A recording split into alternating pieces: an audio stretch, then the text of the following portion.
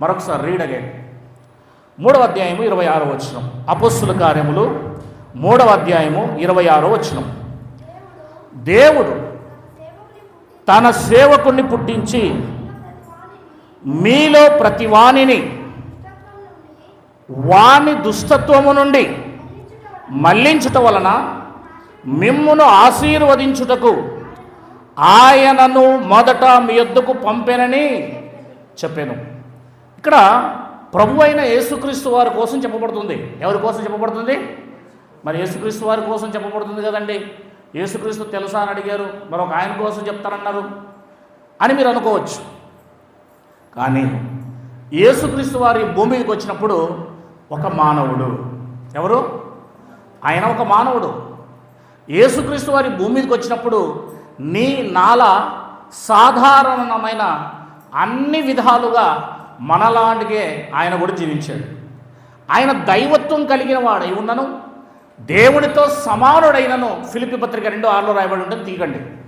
దేవునితో సమానుడైనను ఆ దేవుడు యేసుక్రీస్తు వారు మానవుడుగా వచ్చినప్పుడు మాత్రం ఆయన మానవుడుగానే వ్యవహారం చేశాడు. అందుకే నా తండ్రి అంటూ ఉంటాడు. కనుక యేసుక్రీస్తు వారు ఈ భూమి మీదకి ఎందుకు వచ్చారు అని అంటే సేవ చేయడానికి వచ్చారు. దేనికోసం వచ్చారు? సేవ చేయడానికి వచ్చారు. అంటే ఆయన సేవకుడు. ఎవరండి? సేవకుడు. నేను ఈరోజు మీకు చెప్పబోయేది సేవకుడు గురించి. ఎవరి గురించి? మీకు సేవకుడు ఎవరు? జాన్ పాస్టర్ గారు. నేను ఈరోజు మీ ముందు పెట్టబోయేది సేవకుడు కోసం పెట్టబోతాను. అది కూడా బైబిల్లో నుంచే చెప్పబోతున్నాను. బైబిల్లోనే ఉన్న మాటలు చెప్పబోతున్నాను. చూడండి, యేసుక్రీస్తు వారు ఆ కాలానికి ఈ భూమి మీద ఇశ్రాయేలీయుల జనాంగానికి 12 గోత్రాల వారికి సేవకుడుగా వచ్చాడు. వారిలో ఉన్న దుష్టత్వాన్ని తీసివేసి వారిని ఆత్మ సంబంధమైన ఆశీర్వాదము ఇచ్చేవారిగా, ఆశీర్వాదం వారికి వచ్చేదానికి ఆయన ప్రయత్నం చేశాడు. కానీ యేసుక్రీస్తును నమ్ముకున్న వారు ఆత్మ సంబంధమైన ఆశీర్వాదం పొందుకున్నారు. యేసుక్రీస్తును తోసివేసిన వారు ఆత్మ సంబంధమైన ఆశీర్వాదానికి వారు దూరమై దుష్టత్వంలోనే పడిపోయి ఉన్నారు. నేనేం చెప్పబోతున్నానంటే, ప్రతి సంఘానికి దేవుడు ఒక సంఘ కాపరిని, ఒక సేవకుడిని కలిగి ఉంటాడు. ఆ సేవకుని మాటను వింటేనే, ఆ సేవకునికి నువ్వు లోబడితేనే, ఆ సేవకుడు చెప్పిన వాక్యాన్ని నువ్వు ఎట్టి పరిస్థితుల్లో అది దేవుడు మాట్లాడుతున్నాడు అని నువ్వు తెలుసుకోగలిగితేనే, అది గట్టి మాట అయినా, అది ఒకవేళ గాయపరిచే మాట అయినా, అది పాపమును సరిచేసే మాట అయినా, అది నీ ప్రాణము ఆత్మ కీళ్ళు మూలుగులు మట్టుకు దూరుచున్న వాక్యమైనా, నీకు దుఃఖమైన, నీకు బాధ కలిగిన ఆ మాట, ఆయన చెప్పే మాట నీలో ఉన్న పాపమును తీసివేసి నిన్ను ఆశీర్వాదానికి పాత్రులుగా చేస్తుంది. దేవునికి మహిమ కలుగునుగా. హల్లెలూయా. సామెతలో ఒక మాట రాయబడి ఉంటుంది, తీయకండి. లోపల ప్రేమించుట కంటే బహిరంగంగా గద్దించుట మేలు. దేవునికి మహిమ కలుగునుగాక. గద్దించే సేవకుడు దొరికాడు అంటే మీరు రోజు తేనె పంట తాగుతున్నారని అర్థం. తేనె తాగుతున్నారని అర్థం. దేవునికి మహిమ కలుగునుగాక.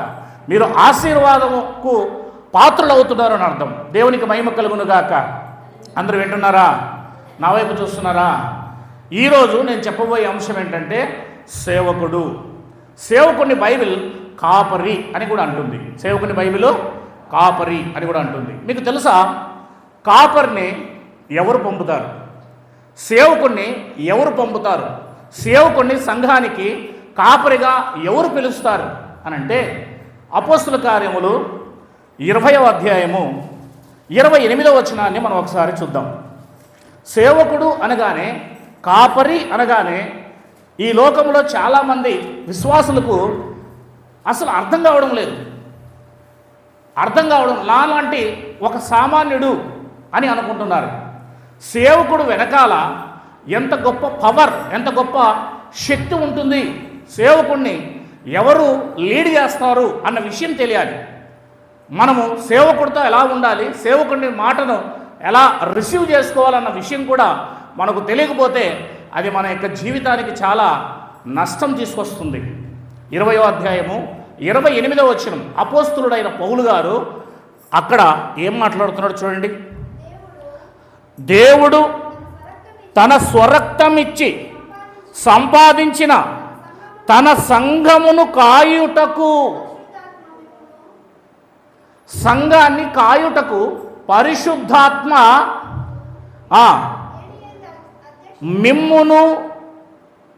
మిమ్మును చూడండి దేని యందు అధ్యక్షునిగా ఉంచెనో ఆ యావత్ మందను గూర్చి మీ మట్టుకు మిమ్మును గూర్చి జాగ్రత్తగా ఉండుడి.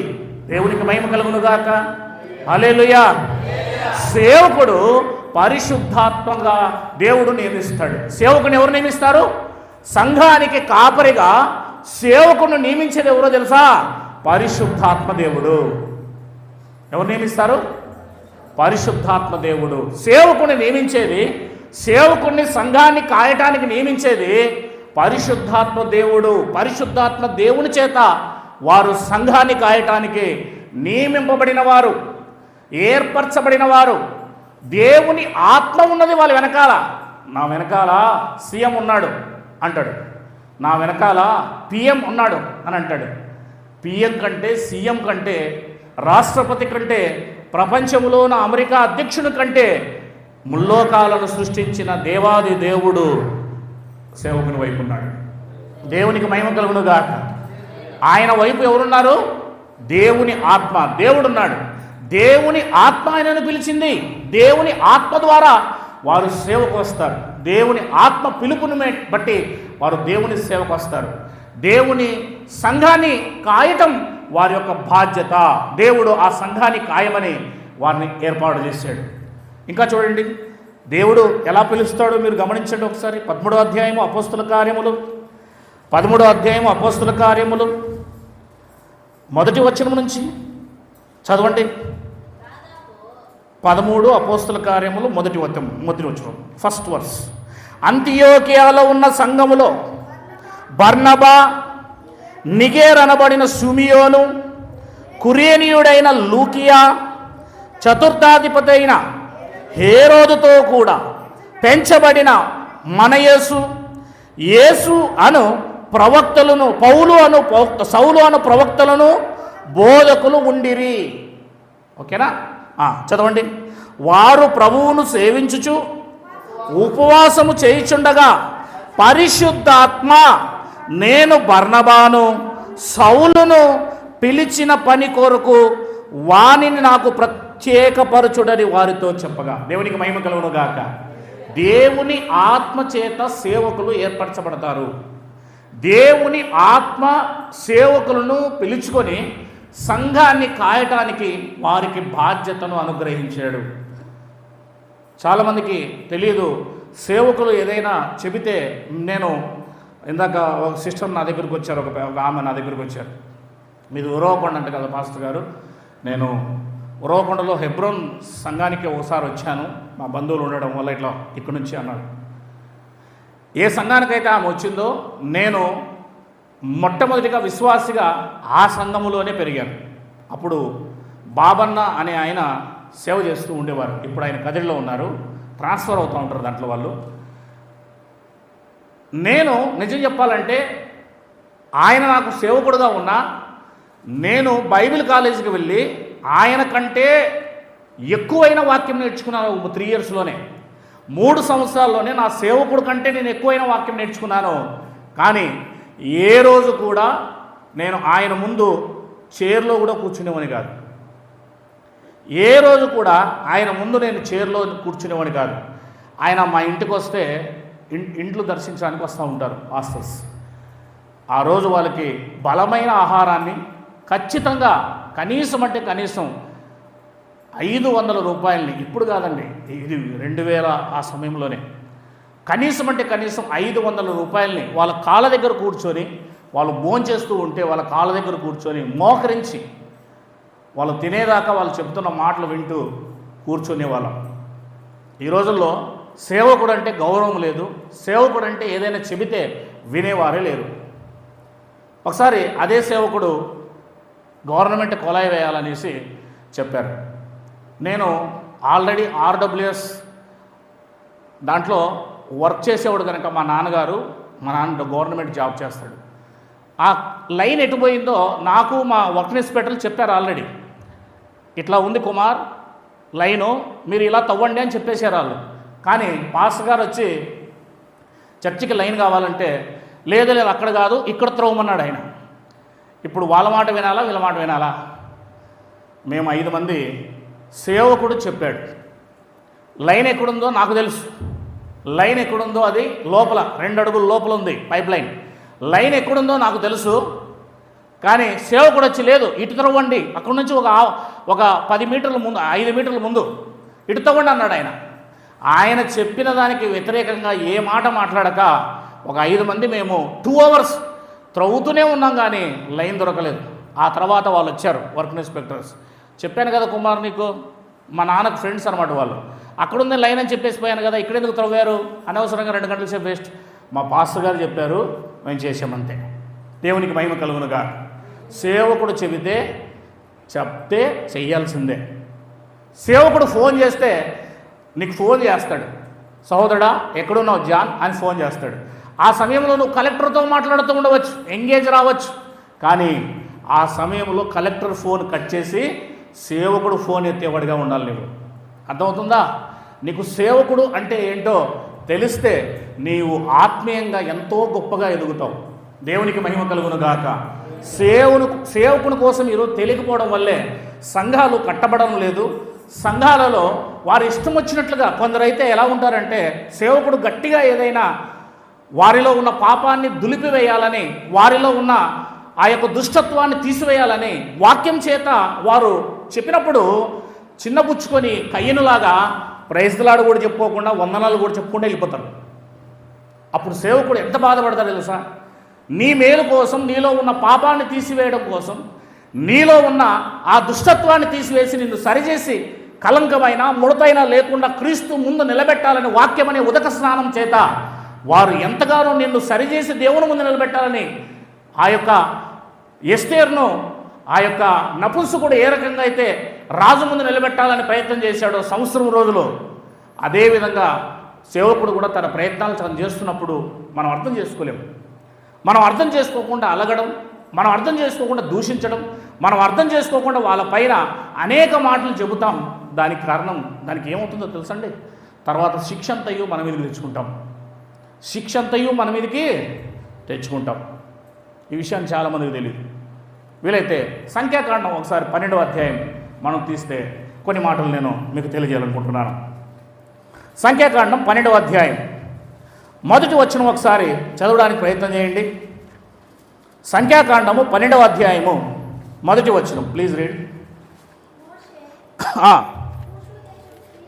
కూషు దేశపు స్త్రీని పెళ్లి చేసుకుని ఉండెను గనక అతడు పెళ్లి చేసుకొనిన ఆ స్త్రీని బట్టి సొంత అక్క మిరియాం ఎవరండి? అక్కనే. అహరోనులు అతనికి విరోధముగా మాట్లాడిరి అని రాబడించండి. ఏమని మాట్లాడారు? ఇది ఇంట్లో గొడవ, ఇది ఇంట్లో గొడవ. చాలామంది ఇంట్లో వారు కూడా సేవకుని గుర్తించలేరు. సేవకుని మా అన్న కదా, ఆయనకేం రెస్పెక్ట్ ఇవ్వాలి, మా తమ్ముడు కదా ఆయనకేం రెస్పెక్ట్ ఇవ్వాలి, మా అల్లుడు కదా ఆయనకేం రెస్పెక్ట్ ఇవ్వాలి, మా నాన్న కదా ఆయనకేం రెస్పెక్ట్ ఇవ్వాలి, నా భర్త కదా ఆయనకేం రెస్పెక్ట్ ఇవ్వాలి అని అనుకుంటారు చాలామంది. బంధువు కదా, నా స్నేహితుడు కదా అనుకుంటారు. తప్పది. సేవకుడు సేవకుడే, సేవకుడు సేవకుడే. కనుక ఇక్కడ సొంత తమ్ముణ్ణి ఈయన సేవకుడు, దైవ సేవకుడు ఈయన మోషే, ఇద్దరు ఏం చేస్తున్నారండి? గొడవ పెట్టుకున్నారండి. ఇంట్లో సనగడం మొదలుపెట్టారు. ఎవరు? మిరియాము, అహరోను. గొడవ పడ్డారు. ఆ గొడవ పడ్డం వల్ల ఎవరు వచ్చారండి మధ్యలోకి అడ్డంగా? వారి గొడవలోకి ఎవరు దిగారు? దేవుడు దిగాడు.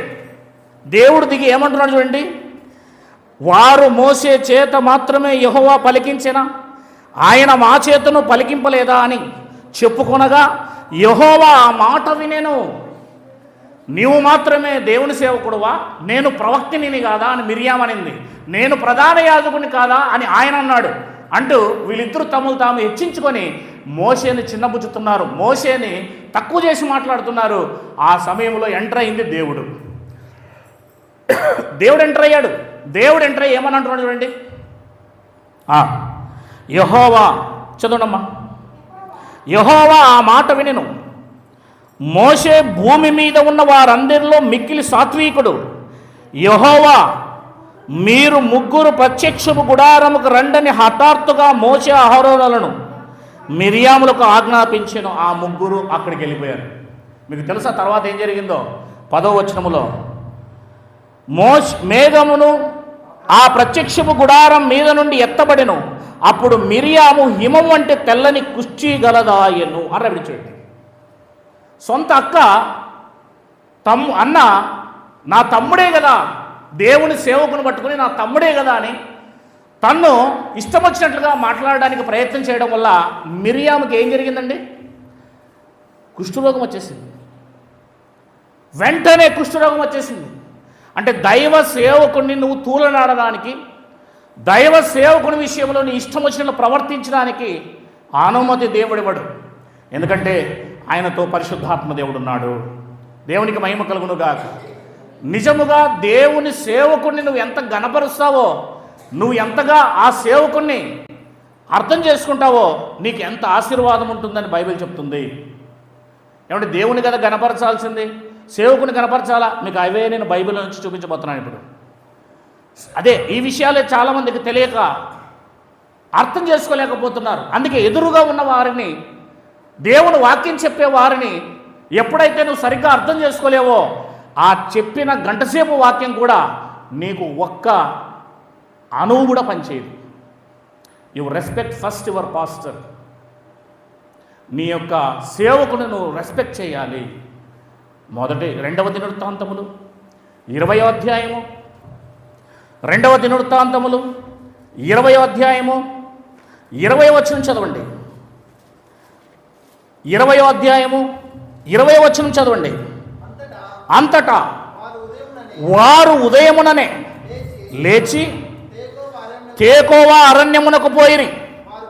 వారు పోవుచుండగా యెహోషాపాతు నిలవబడి, ఈయన రాజండి, ఎవరైనా కింగ్, యూదుల రాజు యెహోషాపాతు నిలవబడి, యూదుల వార్లారా, యెరూషలేము కాపురస్తులారా, నా మాట వినుడి, మీ దేవుడైన యెహోవాను నమ్ముకొనుడి. ఎవరు నమ్ముకోవాలి? దేవుడైన యెహోవాను నమ్ముకొనుడి. Very good. అప్పుడు మీరు స్థిరపరచబడుదురు. దేవుని నమ్ముకుంటే మనం ఏమవుతాము? స్థిరపరచబడతాం. ఆయన ప్రవక్తలను, ప్రవక్త అంటే సేవకుడు అని అర్థం, దాసుడు అని అర్థం, కాపరి అని అర్థం. ఆయన ప్రవక్తలను నమ్ముకునడి. ఏంటి? ప్రవక్తలు కూడా నమ్మాలా? సేవకుడు కూడా నమ్మాలా? ఏమంటే ప్రవక్తలు కదండి, వాళ్ళు నమ్మాలి కదా అనుకునేరు. ఇప్పుడు సేవకుడు వేరు, ప్రవక్త వేరు అనుకునేరు. ప్రవక్త అనగా దేవుడు చెప్పిన దాన్ని, ప్రవచించిన వాణ్ణి, గ్రంథహస్తం చేసిన వాడిని ప్రవక్త అంటారు. మరి సేవకుని ఏమంటారు? వక్త అంటారు. లేదు, వక్త. వక్త అంటే అర్థం ఏంటి? వ్రాయబడిన, ప్రవక్త చేత వ్రాయబడిన, పలకబడిన వాటిని సంఘానికి చెప్పేవారిని వక్త అంటారు. వక్త అంటే ఆ రోజు ప్రవక్తలు, ఈరోజు వక్తలు. అదే దేవుడు పలికిన మాటలు ప్రవక్తలు పలుకుతారు, గ్రంథహస్తం చేస్తారు. అదే దేవుని మాటల్ని వక్త అనబడే సేవకుడు లేదా కాపరి సంఘానికి ఇస్తాడు. అంటే ప్రవక్తకు వచ్చిన వాక్యమే వక్తకు కూడా వచ్చింది, ఏం తేడా లేదు. కనుక ఆ రోజు ప్రవక్తల్ని గౌరవించాలి, ఈరోజు సేవకుల్ని గౌరవించాలి. నేను చూపిస్తాను ఆ విషయాలు కూడా. ఇప్పుడు మీరు గమనించండి ఇక్కడ. అప్పుడు మీరు స్థిరపరచబడుదురు. కమాన్ రీడ్. ఆయన ప్రవక్తలను నమ్ముకునడి. ఎవరు నమ్ముకోవాలి? దేవుని నమ్ముకోమన్నావు, బాగుంది. ప్రవక్తలు కూడా నమ్మాలా? దేవుని సేవకుని కూడా నమ్మాలా? మరి దేవుని సేవకుని నమ్మకపోతే, నీకు ఒక వ్యక్తికి నచ్చకపోతే, అతను గోల్డెన్ విషయాలు చెప్పినా, అతను మంచి విషయాలు చెప్పినా, అతని విషయాలు నువ్వు ఎప్పుడు వినవు. కనుక నువ్వు ఎవరు నమ్మాలి? నీ యొక్క ప్రవక్త లేదా నీ యొక్క వక్త, నీ యొక్క సేవకుని మాటలు నువ్వు నమ్మాలి. అందుకే అంటున్నాడు అక్కడ, ప్రవక్తలు నమ్ముకున్నది, అప్పుడు మీరు ఏంటి? కృతార్థులవుదురు. కృతార్థులవుదురు అంటే అర్థమైందో తెలుసా? విజయమును సాధించెదరు. మీ జీవితాల్లో విజయాలు సాధిస్తారు అని అర్థం. విజయాలు సాధిస్తారు తెలుసా? విజయం ఎప్పుడు సాధిస్తారు తెలుసా? దేవుని ఒక్కటే నమ్మితే కాదు, దేవునికి, యేసుక్రీస్తుకి. యేసుక్రీస్తు ఎవరికి? సంఘానికి నరులకు దేవునికి మధ్యవర్తి యేసుక్రీస్తు అయితే సంఘానికి యేసుక్రీస్తుకు మధ్యవర్తిని సేవకుడుగా పెట్టాడు దేవుడు. పరిశుద్ధాత్మను సంఘానికి దేవుడు సంఘానికి కాపురం పెట్టాడు దేవుడు. దేవునికి మహిమ కలుగును గాక. ఏముంటుంది? నువ్వు దేవుని నమ్మాలి. దేవుని నమ్మటంతో పాటు నీ సేవకుని కూడా నమ్మాలి. అప్పుడే విజయం పొందుతావు. విజయం నీ జీవితంలో ప్రతి విషయంలో విజయం పొందుతావు. చాలామంది సేవకుని ఎలా లెక్కేస్తారంటే, ఇంట్లో బర్త్డేలు జరుగుతూ ఉంటాయి, ఫంక్షన్ జరుగుతూ ఉంటాయి, పెళ్ళిళ్ళు జరుగుతూ ఉంటాయి, కానీ సేవకుని ఇన్వైట్ చేయరు, సేవకుని పట్టించుకోరు. ఒకవేళ వెళ్ళినా సరే సేవకుడికి ఏమి ఇవ్వరు, ప్రాధాన్యత ఇవ్వరు. ఎంతమంది ప్రాధాన్యత ఇక్కడ ఇస్తున్నారో నాకు తెలియదు, కానీ మీరు ఇస్తున్నారని నేను అనుకుంటున్నాను. దేవునికి మహిమ కలుగును గాక. సేవకుడికి ప్రాధాన్యత ఇవ్వాలి. ఫస్ట్ ఎవరికి ప్రాధాన్యత ఇవ్వాలి? సేవకుడికి. ఎందుకు తెలుసా? ఆయన మీ ఆత్మీయ తండ్రి. సేవకుడు ఎవరు? మీ ఆత్మీయ తండ్రి. కొరింథీయులకు రాసిన మొదటి పత్రిక 4వ అధ్యాయం. మీకు లేఖనాలతోనే రుజువు చేస్తాను. కొరింథీయులకు రాసిన మొదటి పత్రిక 4వ అధ్యాయం 15వ వచనం చదవండి. అందరూ తీయాలి. మొదటి కొరింథీయులకు రాసిన పత్రిక 4వ అధ్యాయం 15వ వచనం, అంటే 15th వర్స్. ఓకే. క్రీస్తునందు మీకు ఉపదేశకులు 10,000 మంది ఉన్నను. నేను ఉపదేశకుడినండి, నేను తండ్రిని కాదు. మీ సంఘానికి ఉపదేశకుడు నేను. I'm teacher. ఉపదేశకుడు అంటే టీచర్. నేను కేవలం టీచర్ను మాత్రమే. అంటే నేను నాకు తెలిసింది చెప్పటము వెళ్ళిపోవటమే. అలాంటి 10,000 మంది వచ్చిపోయినా అలాంటి వారు మేము ఆత్మీయ తండ్రులం కాదు. రాయబడి చూడండి ఏమని. ఉపదేశకులు 10,000 మంది ఉన్నను, తండ్రులు అనేకులు లేరు. క్రీస్తు యేసునందు సువార్త ద్వారా నేను మిమ్మును కంటిని గనక మీరు నన్ను పోలి నడుచువారే ఉందురనియు మిమ్మును బతిమాల కొనుచున్నాను. కొరంది సంఘాన్ని కన్నదెవరు? పౌలు గారు. అంటే ఇప్పుడు తండ్రి. ఇక్కడున్న వారందరికీ ప్రభురాత్రి భోజనం పంచేదెవరు? బల్లారాధన ఇచ్చేదెవరు? వాక్యాన్ని భోజనంగా పెట్టేదెవరు? ఇక్కడున్న వారిని బాప్తిసం ఇచ్చి కనేదెవరు? సేవకుడు. ఆ సేవకుడే మీకు ఆత్మీయ తండ్రి. ఎవరైనా మీ యొక్క శరీర సంబంధమైన తండ్రులు మీకు ఎంతో, నాకు తెలిసి వాళ్ళకంటే వీళ్ళు ఇంకొక రెట్టు ఎక్కువే. దేవునికి మహిమ కలుగును గాక. మీ శరీర సంబంధమైన తండ్రులు మీరు ఏ రకంగా గౌరవిస్తారో వారికంటే ఎక్కువగా ఆత్మీయ సంబంధమైన తల్లిదండ్రులను మీరు గౌరవించాలి. ఎందుకో తెలుసా? శరీర సంబంధమైన తండ్రులు కేవలం సమాధి వరకే, ఈ లోకం వరకే. కానీ వీళ్ళు, మీరు, వారు స్వర్గములో, పరలోకములో శాశ్వత కాలం ఉండబోతున్నారు. దేవునికి మహిమ కలుగును గాక. శాశ్వతంగా ఉండబోతున్నారు. కనుక ఆత్మీయ తండ్రి ఎవరు? ఆత్మీయ తండ్రి. ఎంతమందికి తెలుసు? నా ఆత్మీయ తండ్రిని నేను గౌరవించాలి, నా ఆత్మీయ తండ్రిని నేను సన్మానించాలి, నా ఆత్మీయ తండ్రి మాట నేను వినాలి అని ఎంతమందికి తెలుసు? ఎందరో ఫోన్లు చేస్తే ఫోన్లు ఎత్తరండి. ఫోన్ చేస్తే ఫోన్ ఎత్తరు. అంటే లెక్క చేస్తున్నారా? లెక్క చేయడం లేదనా? నీకు ఆశీర్వాదం రావాలంటే ఎలా వస్తుంది? సేవకుడి ద్వారానే వస్తుంది. సేవకుడి ద్వారానే వస్తుంది. జాగ్రత్తగా ఆలోచించండి. ఇంకా సంఘ కాపురి ఏమై ఉన్నాడో మీకు ఇంకొన్ని విషయాలు చెప్తాను, జాగ్రత్తగా వినండి. తెస్సలోనికలు రాసిన మొదటి పత్రిక, తెస్సలోనికలు రాసిన మొదటి పత్రిక 2వ అధ్యాయం 7వ వచనం. తెస్సలోనికలు రాసిన మొదటి పత్రిక 2వ అధ్యాయం 7వ వచనం. అయితే, మొదటి తెస్సలోనికలు రాసిన పత్రిక, అయితే స్తన్యమిచ్చు తల్లి తన సొంత బిడ్డను గారావించినట్లుగా మేము మీ మధ్యన సాధువులమై ఉంటిమి. అంటే ఒక పాలిచ్చే తల్లి లాంటి వాడంట సేవకుడు. సేవకుడు ఎవరు? పాలిచ్చి పెంచే. స్తన్యం అంటే తెలుసు కదా మీకు, పాలిచ్చే స్త్రీ యొక్క వాటి గురించి మాట్లాడుతున్నాడు. అంటే మీకు పాలు, వాక్యమనే పాలు పెట్టి మిమ్మల్ని పెంచుతున్నారండి ఆయన. మీరు పరలోకానికి వెళ్ళాలంటే సేవకుడి చేతిలో ఉంది, యేసయ్య చేతిలో ఉంది, యెహోవా దేవుడు తండ్రి చేతిలో ఉంది, పరిశుద్ధాత్మ చేతిలో ఉంది కదండి. మరలా సేవకుడు అంటే ఇప్పుడు మీకు అవే చూపిస్తున్నా నేను. సేవకుడి చేతిలో ఉంది. మీ ఆత్మ పరలోకానికి వెళ్ళాలంటే అది సేవకుడి చేతిలో ఉంది. దేవుడు సేవకునికి అప్పగించాడు. చాలామంది మాకు సంఘం అవసరం లేదు, సేవకుడు అవసరం లేదు, సంఘ కాపురు అవసరం లేదు, మేము సంఘ కాపురికి ఏది చెప్పాల్సిన అవసరం లేదు, మాకు సంఘ కాపురితో ఏం పని లేదు అంటూ తమ ఇష్టం వచ్చినట్టుగా ప్రవర్తిస్తుంటారు. కొందరు సంఘాలకే రారు, ఎవరివో లైవ్ చూసుకుంటుంటారు. కొందరైతే అక్కడ పరదాల మీద పడతా ఉంటే ఎవరో చెప్పిన హైదరాబాద్ నుంచి వాక్యము దానికి వెళ్తారు.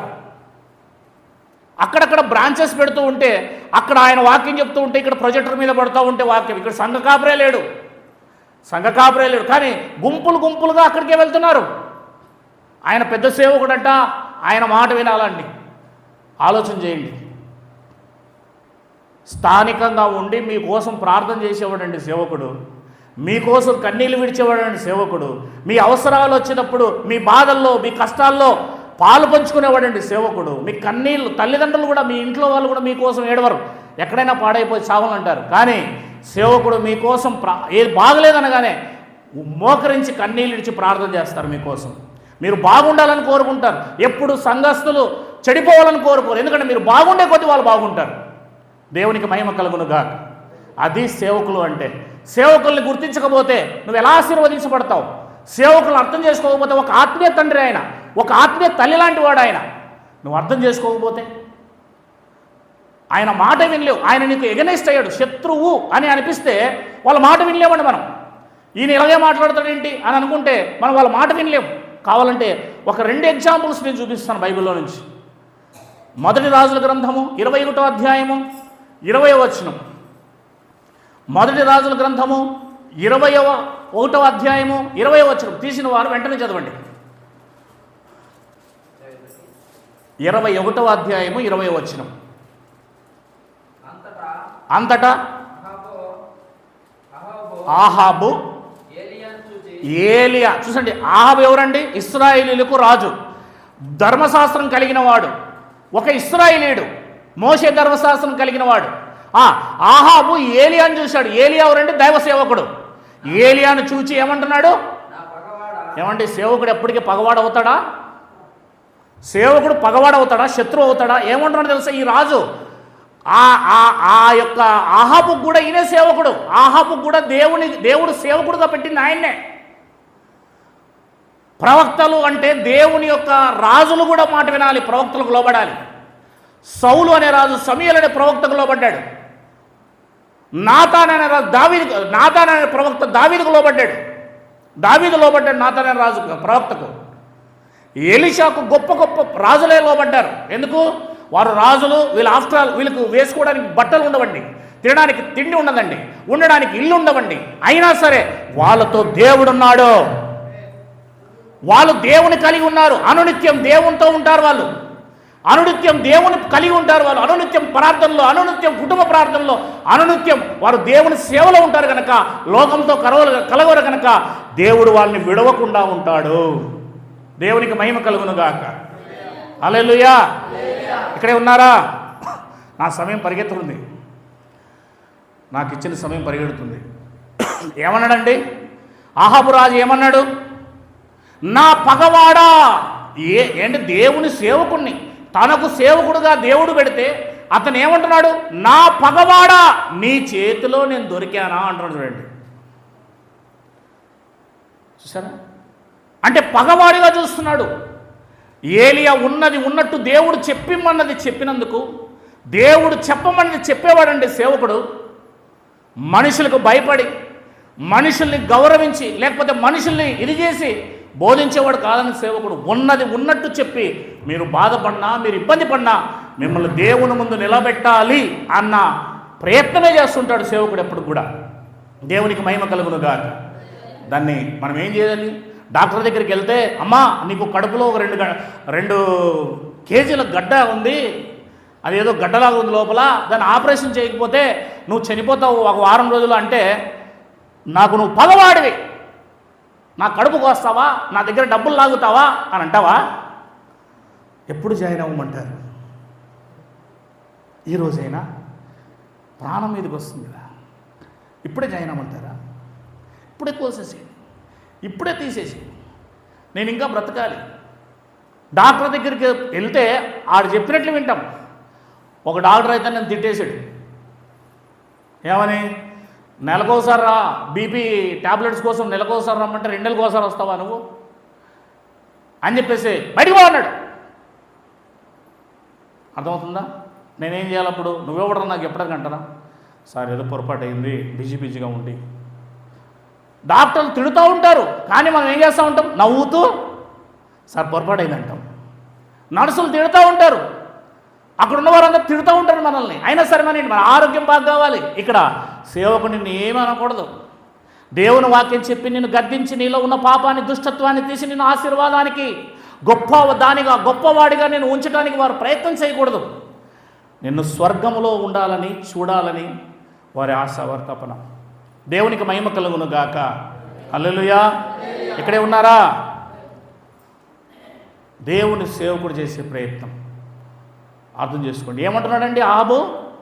నా పగవాడా, నీ చేతిలో దొరికానా నేను. 22వ అధ్యాయం మరలా పక్కనే 18వ వచనం చదవండి. మొదటి రాజుల గ్రంథం 22వ అధ్యాయం 18వ వచనం. అమ్మ చదువునన్న 22:18. అప్పుడు ఇశ్రాయేలు రాజు యెహోషాపాతును చూచి, ఇతడు అంటే మీకయ్య ప్రవక్త, అతను కూడా దేవుని యొక్క దాసుడు, ఇతడు నన్ను గూర్చి మేలు పలకక కీడే ప్రవచించునని నేను నీతో ముందుగానే చెప్పాను కదా అన్నాడు. రండి, ఈ పాస్టర్ నా కోసం ఎప్పుడు మంచిగా మాట్లాడాడు. అక్కడ ఏలియాని పగవాడా అన్నాడు, నీ చేతిలో నేను దొరికానా అన్నాడు. నెక్స్ట్ తరంలో వచ్చిన మీకయ్య అనే ప్రవక్తను కూడా అదే ఆహాబు యెహోషాపాతు రాజుతో ఏమంటున్నాడు? యూదుల రాజుతో, చూసావా నేను ముందే చెప్పలేదా వాడిని పిలిపించొద్దని? వాడు వస్తే నా ముఖం మీదే మాట్లాడతాడు. పాపం చేసిన వారిని సరిచేయటమే దేవుని సేవకుని పని. పాపము నుంచి విడిపించి దేవుని ముందు నేను నిలబెట్టడమే దేవుని సేవకుని పని. దేవునికి మహిమ కలుగును గాక. అర్థమవుతుందా? శుభ్రం చేయాలి నిన్ను. వాక్యం అనే సబ్బుతో, వాక్యం అనే శుద్ధితో, వాక్యం అనే ఉదక స్నానముతో, వాక్యం అనే రక్తముతో నేను శుభ్రం చేసి దేవుని ముందు నిలబెట్టేది ఆయన పని. ఇది ఆ రోజున మీకయ్య చెబుతూ ఉంటే ఆహాబు అర్థం చేసుకోలేకపోయాడు, ఏలియా చెబుతూ ఉంటే అర్థం చేసుకోలేకపోయాడు. చివరికి ఏం జరిగింది తెలుసా? ఆహాబు తన సంతానం, తన భార్య, తన యొక్క సమస్తం కూడా చచ్చిపోయింది, యుద్ధంలో చచ్చిపోయిందండి. దేవుని మాట వినకపోతే, దేవుని సేవకుడు చెప్పేది దేవుని మాట కనుక ఆయన ప్రతినిధిగా దేవుని మాట చెబుతాడు, ఆయన మాటకు నువ్వు లోబడకపోతే నెక్స్ట్ నీకు జరిగేది ప్రమాదం. ఆ ప్రమాదం నుంచి విడిపించడానికి నీకు అనేక విషయాలు చెప్పి నేను బలపరుస్తాడు సేవకుడు. దేవునికి మహిమ కలుగును గాక. ఇంకా ముందుకు పోవడానికి ప్రయత్నం చేద్దాం. నాకు సమయం ఉందండి, ఒక 10 నిమిషాలా? ఓకే, ముందుకు పోదాం. పేతురు రాసిన మొదటి పత్రిక 5వ అధ్యాయం మొదటి వచనం చదువుదాం. పేతురు రాసిన మొదటి పత్రిక 5వ అధ్యాయం మొదటి వచనం చదువుదామండి ముందు. సారీ నాన్న, పేతురు రాసిన మొదటి పత్రిక 5వ అధ్యాయం మొదటి వచనం. తోటి పెద్దను క్రీస్తు శ్రమలను గూర్చి సాక్షిని బయలుపరచబడబో మహిమలో పాలివాడైన నేను మీలోని పెద్దలను హెచ్చరించుచున్నాను అన్నాడు. పెద్దలు అనగానే దేవుని సేవకుడు అని అర్థం. పెద్దలు అనగానే దేవుని సేవకుడు. సంఘ పెద్దలు కూడా ఉన్నారు, వారికంటే పెద్ద ఈయన. సంఘ పెద్దలు కూడా ఉన్నారు, వారికంటే పెద్ద ఈయన. డైరెక్షన్లో వాళ్ళు నడుస్తారు, వారి డైరెక్షన్లో డీకెన్స్ అంటే పరిచారకులు నడుస్తారు, వారి డైరెక్షన్లో సంఘం నడుస్తుంది. ఇదొక దేవుడు నియమించిన పద్ధతి. దేవునికి మహిమ కలుగును గాక. ఆమేన్, హల్లెలూయా. ఇక్కడే ఉన్నారు కదండి, సంతోష్. నిజంగా చాలా చక్కగా వింటున్నారు. ఈ రాత్రి సమయంలో ఇక్కడికి వచ్చి ఇంతమంది కూర్చున్నాడంటే నేను చాలా సంతోషిస్తున్నాను. మరి మా సంఘానికి వచ్చిన పాస్టర్ గారు మాకు 48 మంది బాప్తిసం తీసుకున్న వాళ్ళు ఉన్నారు, ఎక్స్ట్రాగా వచ్చేవాళ్ళు 20 మంది ఉన్నారు. మీటింగులు పెడితే ఇంతమంది రాలే. ఎంతమంది? మీటింగులు పెడితే 50 మందిలో ఇంతమంది రాలే. నిజంగా మీరు ఈ రాత్రి పూట్ల ఇలా వచ్చి ఆసక్తిగా వింటున్నారంటే దేవుడు మిమ్మల్ని నిజంగా దీవిస్తాడు. దేవునికి మహిమ కలుగును గాక. హల్లెలూయా. మాకు సాయంత్రం పూట ఏ మీటింగ్ జరగదు, ఓన్లీ ఆదివారమే. కనుక మీరు నిజంగా ఇలా వస్తున్నారు. ఇంకా చాలా చెప్పారు పాస్టర్ గారు, చాలా ఆత్మీయ విషయాలు చెప్పారు. నిజంగా ఒక యథార్థమైన సేవకుని మీరు కలిగి ఉన్నారు. ఎందుకంటే మాట్లాడితే తెలిసిపోతుందండి. కనుక దేవుడు మిమ్మల్ని దీవించునుగాక, ఆ సేవకుడు ద్వారా, ఆ కుటుంబం ద్వారా మిమ్మల్ని ఇంకా బలపరచునుగాక. దేవునికి మహిమ కలుగునుగాక. 5వ అధ్యాయం 5వ వచనం చదువుకుందాం. చిన్నలారా అంటే సంగమా అని అర్థం. చిన్నలారా అంటే సంగమా. మీరు సంఘ కాపురులకు లోబడి ఉండుడి. ఏం కావాలి? లోబడి ఉండుడి అని రాబడి చూడండి. అక్కడ లోబడాలి, చెప్పగానే లోబడాలి. మీకు తెలుసా, హెబ్రోన్లో నేను వెళ్ళే హెబ్రోన్లో బ్రాంచ్ అనంతపూర్లో ఉందండి. 2008లో ఒక కలెక్టర్ ఐఏఎస్, ఆయన క్రిస్టియన్, హెబ్రోన్ బిలీవర్. వాళ్ళు ఎక్కువగా ట్రాన్స్ఫర్ అవుతుంటారు. 6 నెలలు, సంవత్సరం కంటే ఎక్కువ ఉండరు. 6 నెలలు, సంవత్సరం కంటే ఎక్కువ ఉండరు. కలెక్టర్ గారు, కలెక్టర్ అంటే ఎట్లుంటారు చెప్పండి మీరే? జిల్లాకే ఆయన హెడ్.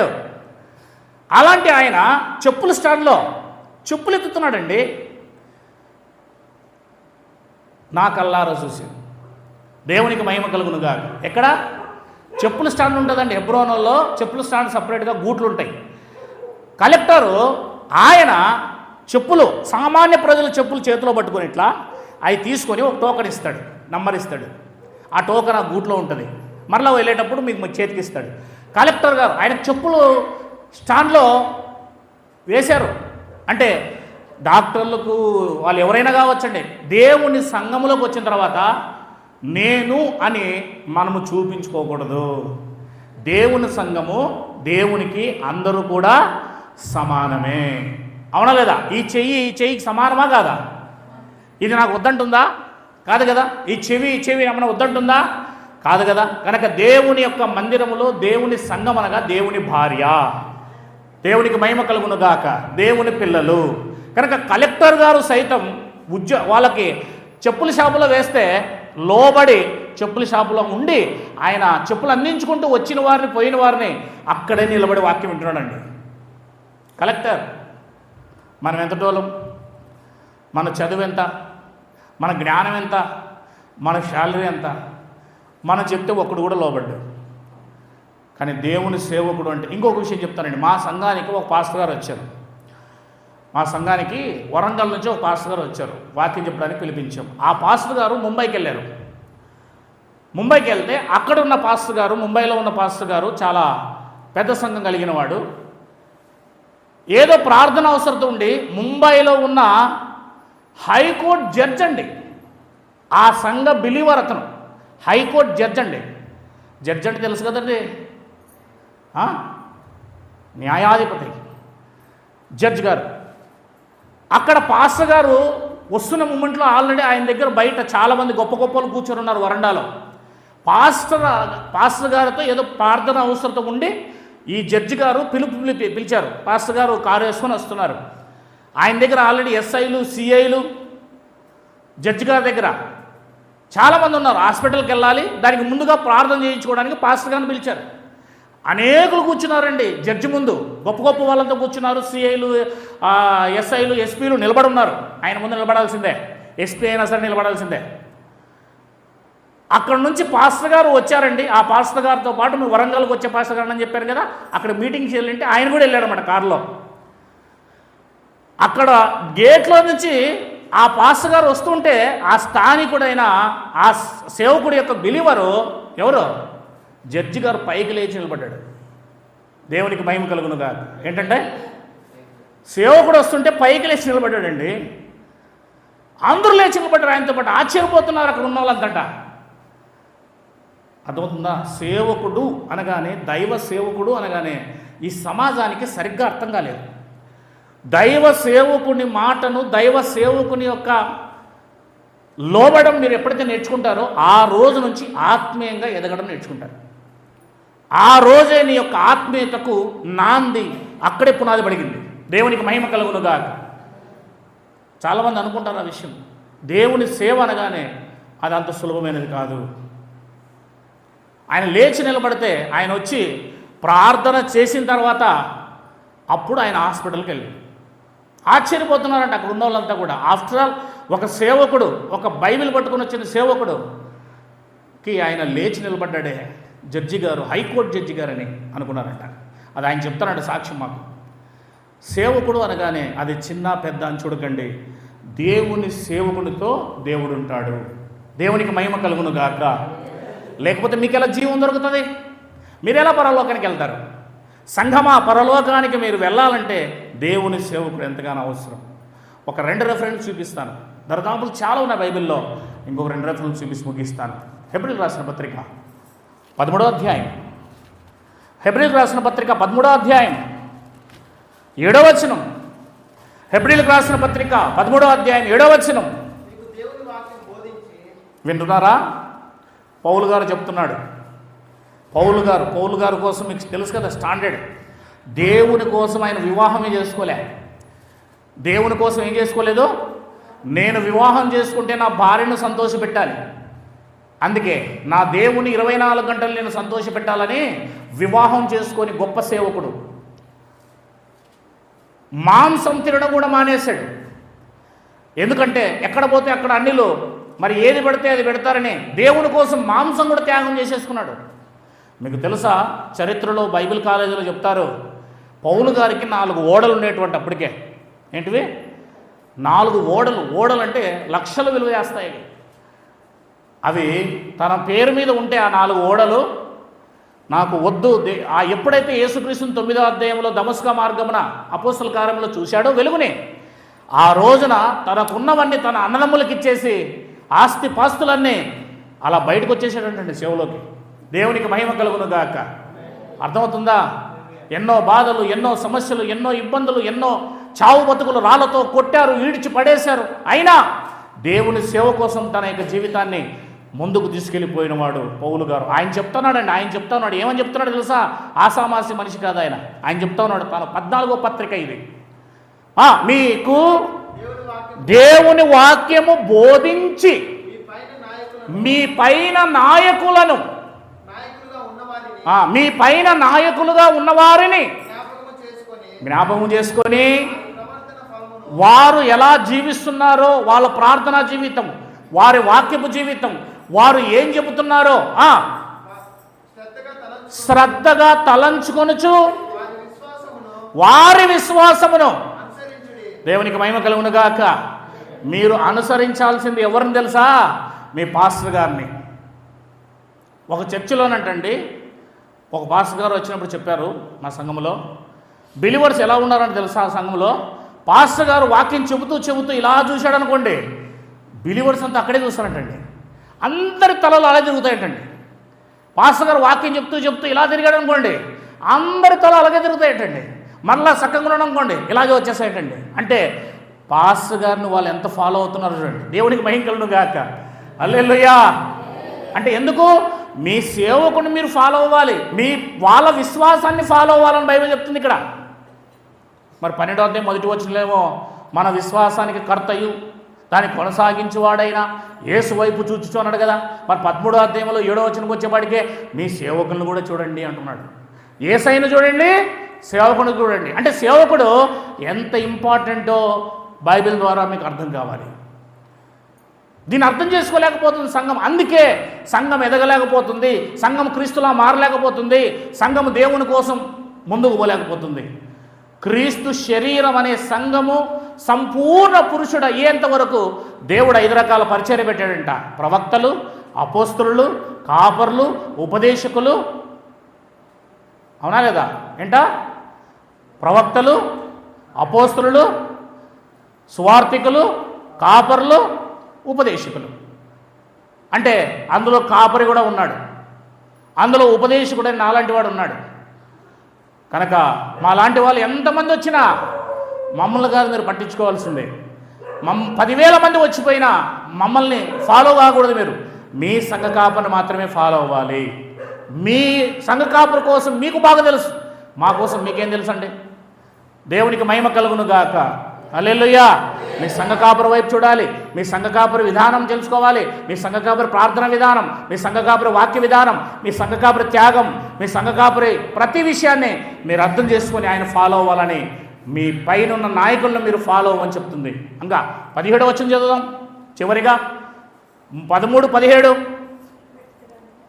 13-17 చదవండి. అదే హెబ్రీ పత్రిక. మీ పైన నాయకులుగా ఉన్నవారు లెక్క ఒప్పచెప్పవలసిన వారిగా. దేవునికి మహిమ కలుగును గాక. ఇప్పుడు మీరు తప్పనిసరిగా ఆలోచించాలి. ఇంకా మీ ఆత్మలను, అది ఇప్పుడు చెప్పండి, మీ ఆత్మలను కాయిచుంది ఎవరు? మీ ఆత్మలు కాయిచుంది ఎవరు? మీ యొక్క ఆత్మలకు లెక్క చెప్పాల్సింది ఎవరు? ఇప్పుడు మీ ఆత్మ రక్షించబడాలంటే ఎవరి చేతిలో ఉంది మరి? చూసారా? ఆత్మలకు రక్షకుడు యేసుక్రీస్తు వారు. ఆత్మ రక్షణ వాక్యం ద్వారా జరుగుతుంది. ఆత్మ రక్షణ విశ్వాసం జరుగుతుందని చెప్తున్నా అదే బైబిలే. మీ ఆత్మలు రక్షించబడాలి అంటే మీ ఆత్మలకు లెక్క చెప్పవలసిన వాడు మీ నాయకుడు అని చెప్తాను ఇక్కడ. అంటే మీ ఆత్మలు దేవుని దగ్గరికి వెళ్ళాలి అంటే, మీ ఆత్మలు రక్షించబడాలి అంటే దేవుని సేవకుడి చేతిలో ఉంది. అలాంటి ఆత్మల రక్షకుడైన, ఆత్మలు లెక్క చెప్పవలసిన వాడైనా, ఆత్మలను కాచి కాపాడి దేవుని దగ్గరికి ఇచ్చేవాడైనా నాయకుడు మనకి ఏం కావడం లేదు. ఇప్పుడు అర్థం కావడం లేదండి, అర్థం కావడం లేదు. కింద చదవని తర్వాత ముగించేస్తా నేను. వారు దుఃఖముతో సేవ చేస్తే, దుఃఖముతో సేవ చేశారనుకోండి మీ సేవకులు, దుఃఖముతో మీరు సేవకుని దుఃఖపరిచారనుకోండి, సేవకుని బాధ పెట్టారనుకోండి, వారు దుఃఖముతో ఆనందముతో కిందికి చదువుతున్నా, ఆ పని చేసినలా మీకు నిష్ప్రయోజనము గనుక దుఃఖముతో కాక ఆనందముతో చేయనట్లు వారి మాట విని వారికి లోబడి ఉండుడి. దేవునికి మహిమ కలుగును గాక. హల్లెలూయా, హల్లెలూయా. దేవుడి సేవకునికి ఏమవ్వాలి? నాయకుడు వాక్యం పంచే నాయకుడికి ఏమవ్వాలి? లోబడి ఉండాలి. సేవకుడు మీ వల్ల ఏం కాకూడదు? దుఃఖపడకూడదు. దుఃఖపడితే మీ ఆత్మలకు నిష్ప్రయోజనం, మీ ఆత్మ రక్షించబడదు. కానీ దేవుని సేవకుడిని ఎన్నోసార్లు దుఃఖపరిచే వాళ్ళు ఎంతోమంది ఉంటారు, ఇబ్బంది పరిచే వాళ్ళు ఎంతోమంది ఉంటారు, గుండెల మీద తన్నే వాళ్ళు ఎంతోమంది ఉంటారు. గొర్రెల వలె కాకుండా మేకల వలె వచ్చి పొడిచేవారు వెనక నుంచి ఎంతోమంది ఉంటారు. అలాంటి బిలీవర్స్ దేవుని ఆత్మను రక్షించుకోలేరు. మీ ఆత్మలకు లెక్క చెప్పవలసిన బాధ్యత, మీ ఆత్మలను దేవునికి అప్పగించాల్సిన బాధ్యత సేవకుడి మీద ఉంది. ఆ సేవకుడు చెప్పినట్లుగా మీరు తప్పనిసరిగా ఏం చేయాలి? అతన్ని మీరు లోబడాలి. మీ సేవకుడు లోబడి, నువ్వు చెప్తే వినాలా? మేము చెప్పులు తీసేయమంటే వినాలా? అది చేయమంటే వినాలా? ఆత్మ సంబంధమైన తండ్రి లేదా సేవకురాలు ఏం చెప్పినా, అంటే సేవకుడు మాతో ఒకటే వినాలి, సేవకురాలు మాట వినకూడదు అంటే, సేవకురాలు సేవకుల్లో సగభాగం. ఆయన చెప్పినా ఆమె చెప్పినా వినాలి. సగభాగం అర్ధాంగి. సేవకుడు చెప్పినా సేవకురాలు చెప్పినా ఒకటే. కనుక ఆలోచన చేయండి. దేవుని మాటకు మీరు ప్రతి మాటకు లోబడండి. వాళ్ళు చెప్పిన ప్రతి మాటకు లోబడండి, వాక్యానికి లోబడండి. మీరు ఆశీర్వదించబడకపోతే అప్పుడు చెప్పండి. బైబిల్ అబద్ధమైనది కాదు, దేవుని వాక్యం అబద్ధమైనది కాదు. కనుక నేను చెప్పే విషయం ఏంటంటే, దేవుని కోసము, పాపం కోసము, క్షమాపణ కోసము, రక్షణ కోసము సేవకుడు ఆదివారం శుక్రవారం చెప్తూ ఉంటారు. నేను నాలాంటి వచ్చినప్పుడు ఇంపార్టెంట్ విషయాలు చెప్పడం మా బాధ్యత. దేవునికి మహిమ కలుగును గాక. కనుక దయచేసి అర్థం చేసుకోండి. మీ సేవకుని సన్మానించండి, మీ సేవకుని గౌరవించండి. మీరు వారిని వాక్యం వింటున్నారు, వారిని బలపరచండి. మీ యొక్క రాబడిలో వారికి దశమ భాగాలను ఇవ్వండి. మా సంఘంలో 48 మంది ఉన్నామని చెప్తాను కదండి. అందులో చాలామంది దేవునికి దశమ భాగాలు కూడా ఇవ్వరు. 2%, 1% ఇచ్చేసి వెళ్ళిపోతారు. దశమ భాగం అనేది అది దేవుడిది. దాన్ని దొంగలిస్తే అననీయ సప్పీరాలు ఏ రకంగా అయితే నాశనం అయిపోయారో చూడండి ఒకసారి బైబిల్లో. కనుక దేవుడిది. నీకు 100% దేవుడిచ్చాడు, దాంట్లో నువ్వు 90 మాత్రమే తీసుకొని 10 దేవునికి ఇచ్చే తీరాలి. దేవుని సేవకునికి అది పోషణ కొరకు. వాళ్ళ ఆకలి ఒలిగి ఉంటే, ఆ కుటుంబం కింద ఆకలితో అలమట్లాడిపోతే, ఏడిస్తే మీకు శాపము. వాళ్ళని పోషించాల్సిన బాధ్యత ఈ సంఘం అంతటి మీద ఉంది. దేవునికి మహిమ కలుగును గాక. ఇంకో విషయం చెప్తున్నాను, జాగ్రత్తగా వినండి.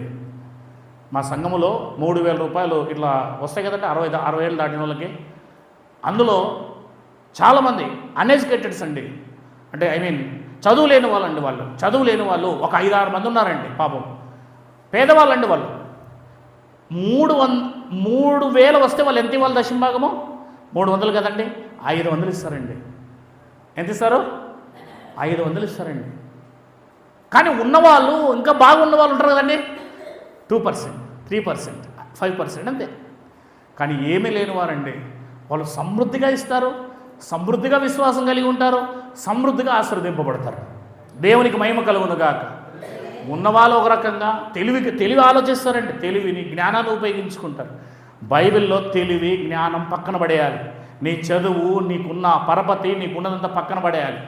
భూమి ఆకాశం అతల వితల సుతల రసాతల పదాల లోకాలను అండపిండ బ్రహ్మాండాలను సృష్టించిన మహాదేవుని ముందు నువ్వెంత, నేనెంత? ఎవ్వరు దేవుని ముందు లెక్కలేదు. మనిషిని లెక్క చేయుటకు వాడు ఏ పాటి వాడు అంటున్నాడు దేవుడు. అసలు మనిషిని లెక్క చేయుటకు 8వ కీర్తనలో మాట్లాడతాడు, హెబ్రీ పత్రిక 2వ అధ్యాయంలో మాట్లాడతాడు. ఆఫ్టర్ రా నువ్వు అంటాడు దేవుడు. కుమ్మరి వాణ్ణి, ఆ కుమ్మరి కుండ ఉంటుంది కదా మట్టి, ప్రశ్నించగలనా అంటాడు ఇర్మీయా గ్రంథంలో. కనుక ఆఫ్టర్ అండి మన చిన్న మెదురు మంది. ఆఫ్టర్ దేవుని ముందు చిన్న మెదురు. మహాకాశాలు పట్టజాలని దేవుడు. ఆయన జ్ఞానం ముందు పరిమితి లేని జ్ఞానం అండి మంది. కనుక ఆయనంత గొప్ప దేవుని ముందు మనం చాలా జాగ్రత్తగా ఉండాలి. దేవుడు ఏం చెప్పాడో దానికి లోబడడం మనము ఎప్పుడైతే నేర్చుకుంటామో, నువ్వు ఇలా ఇస్తూ ఉంటే అలా దేవుడు ఇస్తూనే ఉంటాడు. విత్తితేనే పంట కోసుకుంటావు, విత్తకుండా పంట ఎట్లా వస్తుందండి? 5 రొట్టెలు 2 చేపలు ఇస్తేనే కదా దాన్ని 5,000 మందికి పంచి 12 గంపలు ఎత్తాడు. ఇస్తే నువ్వు సమృద్ధిగా పొందుకుంటావని దేవుని వాక్యం సెలవిస్తుంది. దేవునికి మహిమ కలుగునుగాక. నేను చెప్పాల్సిన మాటలు అనేకం ఉన్నాయి, వీలైతే ఎప్పుడైనా వచ్చినప్పుడు చెప్పడానికి ప్రయత్నం చేస్తాను. ఈ సమయాన్ని నాకు ఇచ్చిన దేవునికిని, మరి సేవకుడికి, సేవకురాలకి, ఇక్కడ ఉన్న వారందరికీ నా హృదయపూర్వకమైన వందనాలు చెల్లిస్తూ చిన్న ప్రార్థన చేసుకుని తిరిగి పాస్టర్ గారిని అప్పగిస్తాను.